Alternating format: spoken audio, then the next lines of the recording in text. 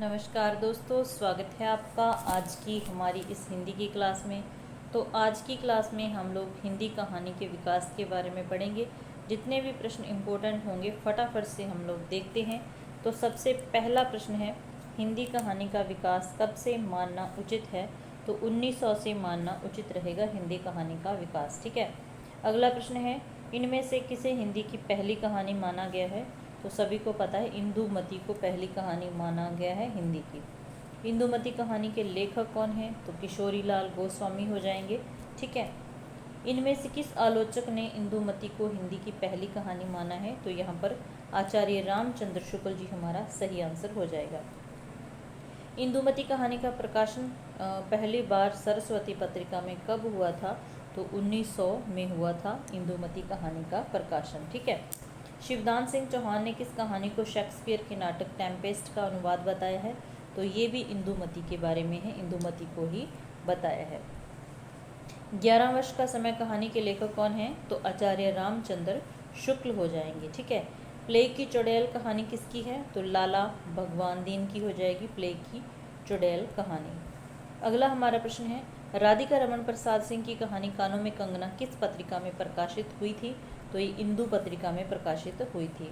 प्रसाद जी की कहानियाँ किस पत्रिका में छपती थी? तो ये इंदु में ही छपती थी। ठीक है। रक्षाबंधन कहानी के रचयिता कौन है? तो यहाँ पर कौशिक हमारा सही आंसर हो जाएगा, विशंबर नाथ कौशिक। चंद्रधर शर्मा गुलेरी जी ने कुल कितनी कहानियाँ लिखी हैं? तो 3 कहानियाँ लिखी हैं उन्होंने। उसने कहा था, ठीक है, एक बुद्धू का कांटा और सुखमय जीवन, 3 कहानियाँ हैं उनकी। अगला हमारा प्रश्न है, उसने कहा था कहानी के लेखक कौन है? तो यहाँ पर चंद्रधर शर्मा गुलेरी हमारा सही आंसर हो जाएगा। इनमें से कौन सी कहानी चंद्रधर शर्मा गुलेरी की नहीं है? तो हमने बात की है कि उसने कहा था बुद्धू का कांटा और सुखमय जीवन, तीनों ही कहानियाँ उनकी हैं और 3 ही कहानियाँ उन्होंने लिखी है। तो यहाँ पर ऑप्शन नंबर 4 हमारा सही आंसर हो जाएगा। उसने कहा था कहानी का प्रकाशन कब हुआ था? तो उसने कहा था कहानी का प्रकाशन हुआ था 1915 में। प्रेमचंद पूर्व हिंदी कहानियों में सर्वश्रेष्ठ कहानी कौन सी है? तो प्रेमचंद पूर्व जो कहानियाँ थी उनमें सबसे अच्छी कहानी माना जाता है उसने कहा था। ठीक है। अगला हमारा प्रश्न है, उसने कहा था कहानी का जो मूल विषय है वो क्या है? तो आदर्श प्रेम जो त्याग और बलिदान के लिए प्रेरित करता है, ये है इस कहानी का मुख्य विषय। प्रसाद जी का पहला कहानी संग्रह शाया कब प्रकाशित हुआ? तो यहाँ पर एक चीज़ ये भी याद रखनी है कि जयशंकर प्रसाद जी का पहला कहानी संग्रह कौन सा था? शाया। और कब प्रकाशित हुआ? ये 1912 में प्रकाशित हुआ था। कब प्रकाशित हुआ? 1912 में ये प्रकाशित हुआ था। ठीक है। नेक्स्ट प्रश्न है, हिंदी का कौन सा कहानीकार नवाब राय के नाम से उर्दू में लिखता था? तो यहाँ पर प्रेमचंद हमारा सही आंसर हो जाएगा। मुंशी प्रेमचंद नवाब राय नाम से लिखा करते थे कहानी। ठीक है। प्रेमचंद का कौन सा संग्रह अंग्रेजी सरकार के द्वारा जब्त कर लिया गया था? तो वो कौन सा था? सोजे वतन। कौन सा था? सोजे वतन। ठीक है। नेक्स्ट हमारा प्रश्न है, प्रेमचंद की पहली हिंदी कहानी का नाम क्या था? तो पहली हिंदी की कहानी थी उनकी पंच परमेश्वर। पंच परमेश्वर। वैसे एक सौत कहानी थी और एक थी बड़े घर की बेटी। उनको भी कई लोगों ने पहली कहानी माना है। ठीक है। तो अगर मतलब सर्वमान्य देखें तो पंच परमेश्वर ही उनकी पहली कहानी मानी जाती है, जो कि 1916 में प्रकाशित हुई थी। ठीक है। पंच परमेश्वर कहानी का प्रकाशन 1916। प्रेमचंद की अंतिम कहानी कफन हो जाएगी। ठीक है। कफन का प्रकाशन हुआ था 1936 में। मानसरोवर किसकी कहानियों का संकलन है? तो मुंशी प्रेमचंद की कहानियों का संकलन है। इनमें से कौन सी कहानी प्रेमचंद की नहीं है? तो यहाँ पर पुरस्कार उनकी कहानी नहीं है। किसकी है? जयशंकर प्रसाद जी की है। प्रेमचंद की कौन सी कहानी इनमें से आदर्शवादी नहीं है? तो कफन कहानी ऐसी है जिसमें कोई आदर्श नहीं है, ये आदर्शवादी कहानी नहीं है। प्रेमचंद की कहानी के विषय में कौन सा कथन असत्य है? तो सबसे पहला जो हमारा ऑप्शन है, प्रेमचंद की कहानियों में इतिवृत्तात्मकता अधिक है, तो सही है। प्रेमचंद की कहानियों में कथाशिल्प का उत्तरोत्तर विकास हुआ है, ये भी सही है। सन 1930 के बाद की कहानियों के कथानक संक्षिप्त एवं संश्लिष्ट है, ये भी सही है। उनकी सभी कहानियाँ आदर्शवादी नहीं हैं, तो यहाँ पर यही हमारा सही आंसर है, असत्य है। पूस की रात कहानी किस वर्ग में आएगी? तो पूस की रात कहानी यथार्थवादी कहानी है। ठीक है, निम्नलिखित सूचियों को सुमेलित कीजिए। तो सबसे पहले शतरंज के खिलाड़ी किसकी कहानियाँ हैं? शतरंज के खिलाड़ी किसकी कहानी है शतरंज के खिलाड़ी? तो प्रेमचंद की हो जाएगी। ठीक है, आकाशदीप किसकी है? जयशंकर प्रसाद की है। रक्षाबंधन विशंबर नाथ कौशिक की है। और पंचलाइट फणीश्वर नाथ रेणु की है।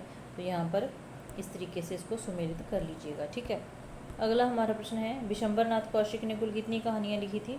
तो 200 कहानियाँ लिखी थी। जयशंकर प्रसाद की कुल कहानियाँ कितनी हैं? 69 कहानियाँ हैं उनकी। ठीक है, ताई कहानी किसकी है? तो ताई कहानी कौशिक की हो जाएगी। विशंबर नाथ कौशिक की कहानी है ताई। कौशिक जी की प्रथम कहानी रक्षाबंधन कब प्रकाशित हुई? तो यहाँ पर ये भी पता चल गया कि जो कौशिक की प्रथम कहानी है वो रक्षाबंधन है। और कब प्रकाशित हुई थी ये 1912 में प्रकाशित हुई थी। कौशिक जी की कुल कितनी कहानियाँ हैं? 200 कहानियाँ हैं। ठीक है, इनमें से कौन सी कहानी कौशिक की नहीं है? तो ताई उनकी कहानी है, रक्षाबंधन है, विधवा है, पुरस्कार जयशंकर प्रसाद की कहानी है, उनकी नहीं है। कौशिक की कहानियों के संबंध में कौन सा कथन सत्य है? तो कौन सा कथन सत्य पूछा है? चित्रशाला उनके कहानी संकलन का नाम है। ठीक है, हार की जीत के रचनाकार कौशिक जी हैं। यहाँ पर असत्य आना चाहिए। कौन सा कथन असत्य है? चित्रशाला उनकी कहानियों का संकलन है। ठीक है, कौशिक की कहानियों के विषय सामाजिक समस्याओं से जुड़े हैं। कौशिक ने दहेज प्रथा, पर्दा प्रथा, बाल विवाह का विरोध अपनी कहानियों में किया है, ये भी ठीक है। हार की जीत के रचनाकार कौशिक जी हैं। तो यहाँ पर हार की जीत कहानी तो उनकी नहीं है, ये तो सुदर्शन की कहानी है। हार की जीत किसकी कहानी है? सुदर्शन की। मतलब गलत तो हमें ये पॉइंट मिल रहा है कि इन्होंने सत्य पूछा है, सत्य तो फिर ये तीनों ही हो गए। तो यहाँ पर थोड़ा डाउट है, बाद में हम क्लियर करेंगे। ठीक है, आगे है हार की जीत कहानी किसकी है? तो हार की जीत कहानी सुदर्शन की है। ठीक है, मंत्र कहानी प्रेमचंद की है, उसने कहा था चंद्रधर शर्मा गुलेरी की है, और ताई कौशिक की है। तो यहाँ पर इस तरीके से आपने मैच कर लेना है। इनमें से कौन सा कहानी संकलन सुदर्शन की कहानियों का नहीं है? तो मणिमाला हो जाएगा। ठीक है, मणिमाला हो जाएगा। एंथेस का सत्यार्थी कहानी किसकी है? तो ये सुदर्शन की कहानी है, याद रखनी है, ऐसे ऐसे नाम पूछ लिए जाते हैं। इनमें से कौन सा कहानी संकलन प्रसाद की कहानियों का संकलन नहीं है? तो यहाँ पर प्रतिध्वनि है, इंद्रजाल है, छाया है, जो कि पहला ही कहानी संकलन था। गल्प मंजरी उनकी कहानियों का संकलन नहीं है। ठीक है, कौन सी कहानी प्रसाद द्वारा रचित नहीं है? तो यहाँ पर प्रतिध्वनि हो गई, ममता हो गई, ठीक है, सालवती हो गई, सुजान भक्त नहीं है। बुद्धगुप्त एवं चंपा किस कहानी के पात्र हैं? तो ये आकाशदीप कहानी के पात्र हैं। जयशंकर प्रसाद जी की कहानी है आकाशदीप। अरुण एवं मधुलिका किस कहानी के पात्र हैं? तो ये पुरस्कार कहानी के पात्र हैं। ठीक है, ये भी याद रखना है। सिंहगढ़ विजय, पन्नाधाय, रूठी रानी, अम्बपालिका कहानियों के रचयिता का क्या नाम है? तो यहाँ पर हमारा सही आंसर हो जाएगा आचार्य चतुरसेन शास्त्री जी। निशानियाँ और दो धारा किस लेखक की कहानी संग्रह है? तो ये हो जाएंगे उपेंद्र आश्क के। ठीक है, प्रेमचंद जुग का कौन सा कहानीकार सामाजिक यथार्थ को नग्न रूप में प्रस्तुत करने में सिद्धहस्त है? तो वो कौन हो जाएंगे? हमारी राधिका रमन प्रसाद जी हो जाएंगे।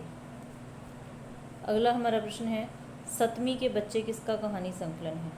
सतमी के बच्चे, तो ये हो जाएगा राहुल सांकृत्यायन का।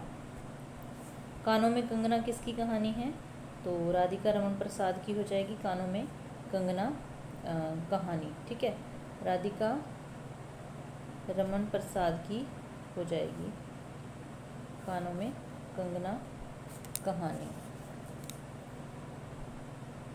ठीक है, अगला एक, प्रेमचंद जुग का कौन सा कहानीकार सामाजिक यथार्थ को नग्न रूप में प्रस्तुत करने में सिद्धहस्त माना जाता है? तो यहाँ पर पांडे वेचन शर्मा उग्र आएंगे। यहाँ पर सही आंसर हो जाएगा पांडे वेचन शर्मा उग्र। ठीक है, तो ये थोड़ा सा सही कर लेना है। आगे है कौन सा कहानी संग्रह उग्र का नहीं है? कंगानों में कंगना कहानी हो जाएगी राधिका रमन प्रसाद की। कौन सा कहानी संग्रह उग्र का नहीं है, तो यहाँ पर कहानी कौमुदी उनका नहीं है, कहानी कौमुदी उनका नहीं है। इंद्रधनुष, दो जग की आग, चॉकलेट, ये सारे उग्र के हैं। प्रेमचंद जुगीन कहानी की कालावधि क्या है? प्रेमचंद जुगीन कहानी की कालावधि क्या है? तो क्या हो जाएगी यहाँ पर 1916 से 36 में उनकी कफन कहानी का प्रकाशन था, ठीक है, तब से माना जाता है उसका अंत। इनमें से किस लेखक की भाषा में लोकोक्तियाँ, तो ये प्रेमचंद जी के बारे में कहा जा रहा है, ठीक है। आगे है प्रेमचंद जुगीन कहानी की स्वंद में कौन सा कथन असत्य है? तो असत्य कौन सा है? कहानी मानव जीवन से स्वंद हो गई, पारिवारिक सामाजिक राजनीतिक समस्याओं का चित्रण होने लगा, व्यक्ति चरित्र नारी को प्रमुखता दी जाने लगी, कहानियों में मनोविश्लेषण की प्रमुखता थी, तो ऐसा कुछ नहीं था। तो यहाँ पर यही जो कथन है वो असत्य है, ठीक है। प्रेमचंदोत्तरी कहानी की समयावधि क्या हो जाएगी? फिर 1936 से ये 1950 हो जाएगी, ठीक है। इनमें से कौन प्रगतिवादी कथाकार हैं? तो यशपाल हो जाएंगे प्रगतिवादी कथाकार। पर्दा कहानी भी यशपाल की है, ठीक है, याद रखनी है। कौन सा कहानी संकलन यशपाल का नहीं है? फूलों का कुर्ता, पिंजरे की उड़ान, तर्क का तूफान, वादुलिया, ठीक है, और ये सारे उनके हैं, लेकिन बिपथगा उनका नहीं है। ये किसका है? अगेय का है। खतीन बाबू कहानी के लेखक कौन है? तो ये हो जाएगी अगेय की कहानी। खच्चर और आदमी कहानी किसकी है? खच्चर और आदमी कहानी यशपाल की है, ठीक है। आगे है, इनमें से कौन सी कहानी अगेय की नहीं है?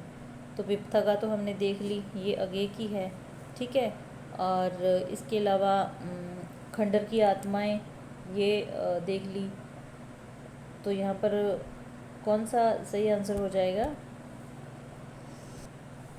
तो यहाँ पर खंडर की आत्मा इला चंद्र जोशी का कहानी संकलन है, अगेय का नहीं है। बिपथगा, जयदोल, कोठरी की बात, ये उनके आ जाएंगे। चौथे विवाह की पत्नी किसकी कहानी है? चौथे विवाह की पत्नी इला चंद्र जोशी की कहानी है।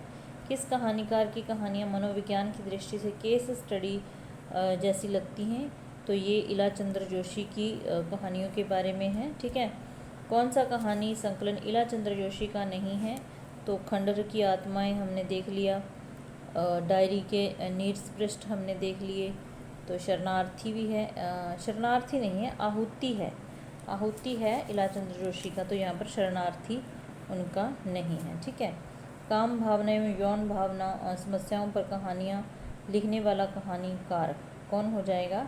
यहाँ पर भगवती चरण वर्मा हो जाएंगे। वसीयत कहानी के लेखक कौन है?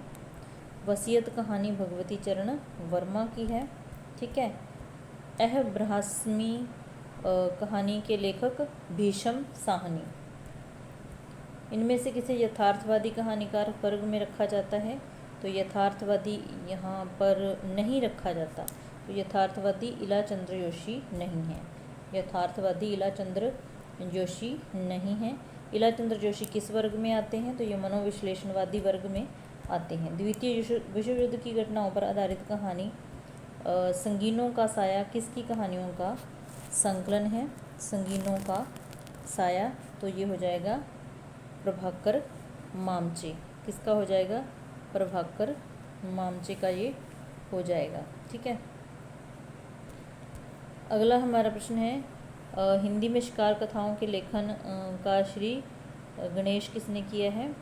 तो ये किया है श्री राम ने, ठीक है। नेक्स्ट प्रश्न है, जीपी श्रीवास्तव की कहानियों में प्रधानता है, तो किसकी प्रधानता है? जीपी श्रीवास्तव की कहानियों में यहाँ पर हास्य व्यंग की प्रधानता आ जाएगा। अगला हमारा प्रश्न है, इनमें से कौन सा कहानीकार हास्य व्यंग कथाकार की श्रेणी में नहीं आता? तो जिनेंद्र नहीं आता, ठीक है। नई कहानी का प्रारंभ कब से माना जाता है? नई कहानी का प्रारंभ 1950 से माना जाता है। भोगे हुए यथार्थ से जुड़ी होने से वह अधिक प्रमाणिक है, यह कथन किस कहानी के बारे में है? यह नई कहानी के बारे में है। नई कहानी जीवन के प्रति नया भावबोध जगाती है, यह कथन किसका है? तो यह हो जाएगा नामवर सिंह का। इस कहानी में विषय की नवीनता के साथ साथ शिल्पगत नवीनता भी विद्यमान है। तो ये किसके बारे में है? ये नई कहानी के बारे में। नई कहानी का सबसे बड़ा वैशिष्ट्य है कथा तत्व का हास। यह कथन किस आलोचक का है? तो यह गणपति चंद्र गुप्त का है। ठीक है, नेक्स्ट प्रश्न है, नई कहानी से हमारा तात्पर्य उन कहानियों से है जो जीवन के लिए उपयोगी है और उसके लिए किसी न किसी नए पहलू पर आधारित है। यह कथन किसका है? तो यह कथन हो जाएगा मार्कंडे का। कहानी पत्रिका का प्रकाशन कब प्रारंभ हुआ? तो 1955 में। इनमें से कौन सी कहानी मार्कंडे की नहीं है? तो मार्कंडे की कहानी कौन सी नहीं है? मुर्दा सहाय। कौन सी नहीं है? मुर्दा सहाय नहीं है। शिव प्रसाद सिंह का कहानी संकलन कौन सा है? तो यहाँ पर मुर्दा सहाय हो जाएगा, जो कि मार्कंडे का नहीं है, शिव प्रसाद सिंह का है। जानवी कहानी के लेखक हैं जनेंद्र। जानवी कहानी के लेखक हो जाएंगे जनेंद्र। निम्नलिखित कहानियों को सुमेलित करना है। तो वापसी कहानी उषा प्रेमदा की है। ठीक है, बहादुर कहानी किसकी हो जाएगी? अमरकांत की।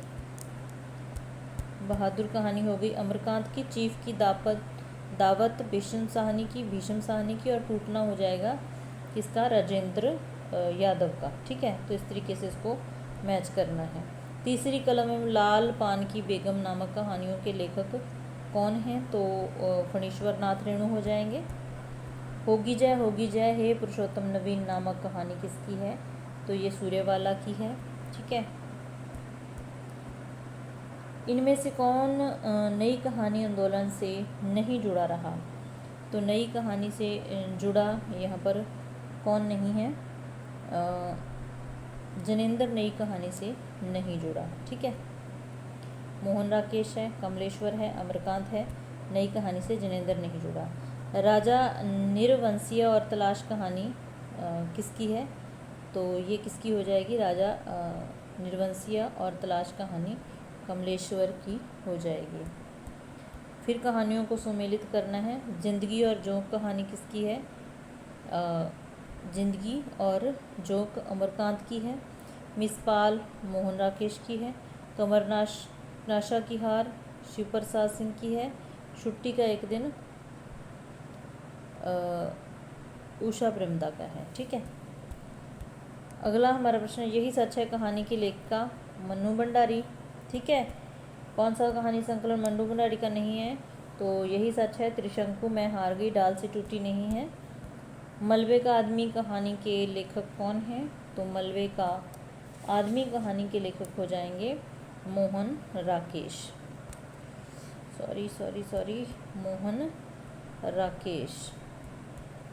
मोहन राकेश का कहानी संकलन कौन सा है?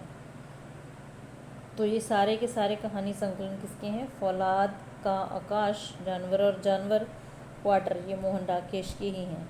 कमलेश्वर का कहानी संग्रह कौन सा नहीं है? तो यहाँ पर कौन सा नहीं हो जाएगा? कमलेश्वर का नए बादल नहीं है। सचेतन कहानी के प्रवर्तक कौन हैं?